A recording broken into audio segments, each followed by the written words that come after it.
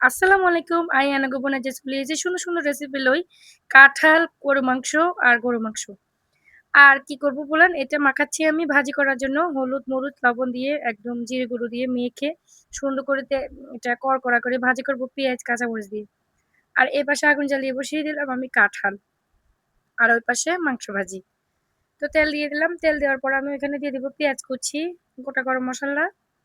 এগুলো দিয়ে ভালো করে একটু নেড়ে-চেড়ে আমি সুন্দর করে ভালো করে একটু বাদামি কালার হয়ে আসলে দিয়ে দিব অন্যান্য মসলা। ওখান দিয়ে দিলাম তেল গরম হতে তেল গরম হলে মাংসগুলো দিয়ে দিব। এটা হচ্ছে আদা, রসুন, পেঁয়াজ পেস্ট করা ওটা দিয়ে দিলাম, কাঁচামরিচ দিয়ে দিলাম। ভালো করে নেড়ে-চেড়ে মসলাগুলো দিয়ে ভালো করে মসলাটা কষিয়ে আমি দিয়ে দিব এবার একে, একে করে ওখানে। আর আমার ওইখানে তেলটা গরম হয়ে গেছে গরুর মাংস দিয়ে দিলাম। মাঝে মধ্যে নাড়াচাড়া করে দিচ্ছি যাতে পুড়ে না যায়। আর এখানে আমার মাংসটা এখানে একদম মসলাটা কষে একদম সুন্দর হয়ে গেছে। তারপর এখানে দিয়ে দিলাম আমি আগে কাঁঠাল। কাঁঠালটা দিয়ে নেড়েচেড়ে মসলাটা ভালো করে কিছুক্ষণ ঢুকিয়ে তারপরে দিয়ে দিব আমি গরুর মাংসগুলো। কে, কে রান্না করে খেয়েছেন বলেন তো কাঁঠাল দিয়ে গরুর মাংস? একদম জিভে লেগে থাকার মতো রেসিপি। আপনারা সবকিছুর সাথে খেতে পারেন। রুটির সাথে, পরোটার সাথে এবং কি ভাতের সাথে।